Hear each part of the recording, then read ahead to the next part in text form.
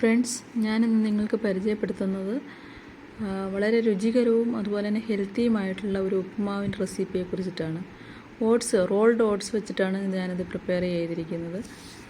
വളരെ ഹെൽത്തി ആയിട്ടുള്ളതും അതുപോലെ വെയിറ്റ് ലോസിന് സഹായിക്കുന്നതുമായിട്ടുള്ള റെസിപ്പിയാണ്. ഇതിലധികം പച്ചക്കറികളോ മറ്റൊന്നും ചേർത്തിട്ടില്ല.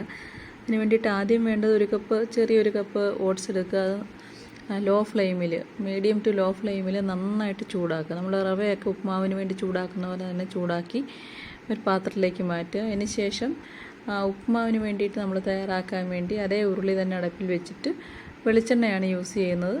നെയ്യ് വേണ്ടവർക്ക് യൂസ് ചെയ്യാം. ഞാൻ വെയിറ്റ് ലോസ് ആയതുകൊണ്ട് പർപ്പസ് ആയതുകൊണ്ട് വെളിച്ചെണ്ണയാണ് യൂസ് ചെയ്തത്. കടുക് ഇട്ടതിന് ശേഷം ഒരു രുചിക്ക് വേണ്ടി മാത്രം അതിൽ ചേർക്കുന്ന വേറെ ഇൻഗ്രീഡിയൻ്റാണ് ചെറുപയറിൻ്റെ പരിപ്പ് കഴുകി വെച്ചിരിക്കുന്നത്. അതും ചേർത്ത് വറ്റൽമുളകും ചേർത്ത് അതുപോലെ തന്നെ അരിഞ്ഞു വെച്ചിരിക്കുന്ന സവാള, ഇഞ്ചി, പച്ചമുളക്, പിന്നെ തക്കാളി, ഇത്രയാണ് അരിഞ്ഞു വെച്ചിരിക്കുന്നത്. കറിവേപ്പില. അപ്പോൾ അതിലേക്ക് തക്കാളി ഒഴികെ ബാക്കി എല്ലാ ഐറ്റംസും നമുക്ക് ചേർത്ത് വഴറ്റുന്നതിന് വേണ്ടി അടുപ്പിലേക്ക് വയ്ക്കാം. തക്കാളി മാറ്റി വയ്ക്കാം. ആദ്യമായിട്ട് ആദ്യം പറഞ്ഞ ഐറ്റംസ് എല്ലാം നമുക്ക് വഴറ്റാം. ഇത്തിരി ഉപ്പും കൂടെ ചേർത്ത് കഴിഞ്ഞാൽ പെട്ടെന്ന് തന്നെ അത് വഴണ്ടി കിട്ടും. അതിനുവേണ്ടി അല്പം ഉപ്പും കൂടെ ചേർക്കുന്നുണ്ട്. അതിനുശേഷം മീഡിയം ടു ഹൈ ഫ്ലെയിമിൽ നമുക്കിത് വഴറ്റാനായിട്ട് വയ്ക്കാം. അത് അല്പം വഴണ്ടി കഴിയുമ്പോഴത്തേക്കും തക്കാളിയും കൂടെ ചേർത്ത് ലോ ടു മീഡിയം ഫ്ലെയിമിൽ നമുക്ക് അതിൻ്റെ തക്കാളിയുടെ നീരൊക്കെ വറ്റിയിട്ട് അതൊന്നും വഴറ്റി കിട്ടാൻ വേണ്ടിയിട്ട് ആക്കാം.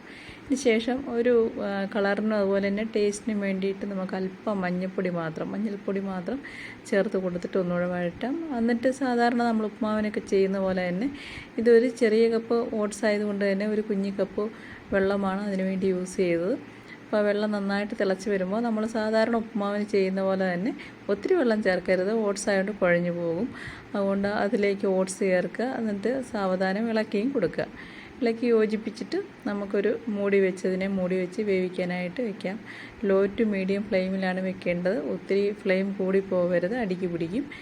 അപ്പം നമുക്കൊരു മൂടി വെക്കാം. ഏകദേശം ഒരു 2 മിനിറ്റ് കഴിയുമ്പോൾ നമുക്ക് തുറന്ന് നോക്കാം. അപ്പോൾ ലോ ടു മീഡിയം വളരെ ഫ്ലെയിം കുറച്ചിട്ടാണ് വെച്ചിരിക്കുന്നത്. 2 മിനിറ്റ് കഴിഞ്ഞ് തുറന്ന് നോക്കിയിട്ട് നന്നായിട്ട് ഇളക്കി കൊടുക്കുക.